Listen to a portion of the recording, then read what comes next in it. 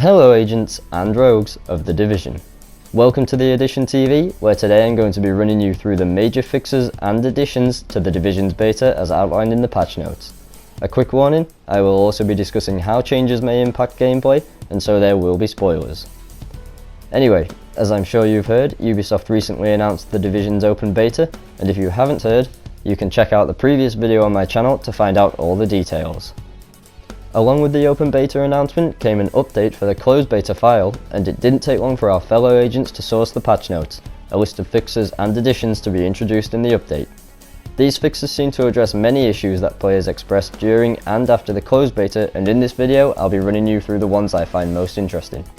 Firstly, a new story mission is being introduced, which will enhance immersion by expanding the game mode and introduce new game mechanics.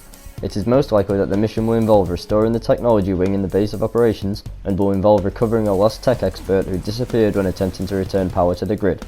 We know this as the storyline was alluded to but not available during the closed beta's cinematic introduction to the base of operations. This new story mission will directly link into the next new feature of the beta, the introduction of the deployable turret, a new talent in the technology class which will likely become available after successfully upgrading the technology wing. This will be similar to how the first aid talent became unlocked after saving the virologist from Madison Square in the medical center questline. The deployable turret is a mounted machine gun which automatically locates targets and fires upon enemies. This talent will have many tactical applications, such as providing extra DPS as well as providing covering fire to distract enemies, allowing you to heal, reload, reposition, or even escape. It's safe to assume that it will function in the same way as the healing and pulse talents do, in that it will be assigned to an ability slot and work on a cooldown timer which can be reduced through character progression. The next alteration is an increase in the amount of non-player enemies in the game world. This will make sections of the community very happy to hear, as it was often commented that PvE encounters were not frequent enough, and that this made the game feel empty and resulted in comparisons to a running simulator.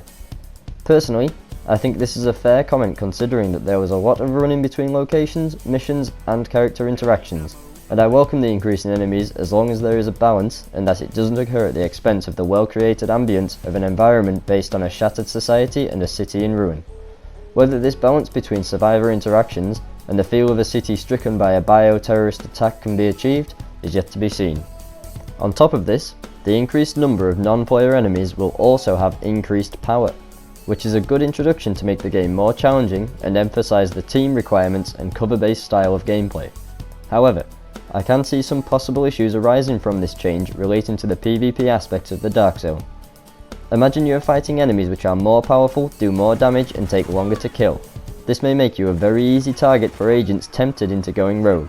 However, it could equally work against them when trying to outlast that rogue agent timer if they can be chased into a mob of AI enemies by hunting agents. If these rogue agents do somehow manage to survive your new deployable turrets and the stronger AI enemies, the next addition to the open beta will surely give them a problem: the introduction of new high-end, that is, orange-coloured gear for them to contend with.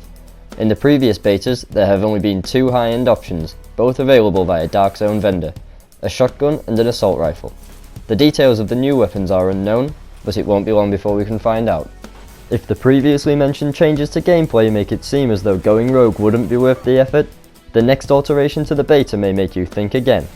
Previously, the reward for outlasting a rogue agent timer was 100% of the bounty on your head, but now an extra 50% will be added to the bounty as the reward for your hard work, making this one of the most effective methods of gaining Dark Zone credits and helping to provide extra incentive for players to go rogue. If the thought of a bigger bounty has tempted you into trying out the rogue lifestyle, there will be a new mechanic introduced to help you see exactly when you are turning rogue. Many people mentioned after the closed beta that it was too easy to turn rogue accidentally when non-hostile players ran into their sites, resulting in friendly fire. The new update will solve this issue by installing a damage-limited delay to engaging rogue status. As well as this, an icon will appear to inform you that you are damaging a non-hostile target. Some responses to this introduction have called for more specific details, requesting an exact damage limit before you will turn rogue. However, to me this could promote griefing by allowing players to easily provide the maximum damage possible without turning rogue in order to make life hard for other non-rogue agents. I am, however, a big fan of this rogue status delay, as I personally experienced accidentally turning rogue multiple times and had a team member turn my whole squad rogue, whether accidentally or purposefully I couldn't say, but a damage delay timer may help to reduce the occurrence of these frustrating incidents in the coming beta. I also thought that it might be a good idea for the game to introduce squad settings to enable or disable rogue status engagements. However, I am uncertain as to whether this might detract from the nervy, unpredictable nature of the Dark Zone. Let me know what you think of this idea in the comments section, and also post any ideas that you may have for improving the game. And that's all for today's edition. Thanks for watching. This was a list of fixes and alterations that I found most interesting, but if you're interested in seeing other additions and bug fixes, I will put a link in the description to where a full list of patch notes can be found. Please comment to let me know your opinions on the content I'm producing. I hope you have enjoyed it so far, and if you did enjoy it and want to support the channel, feel free to like and subscribe.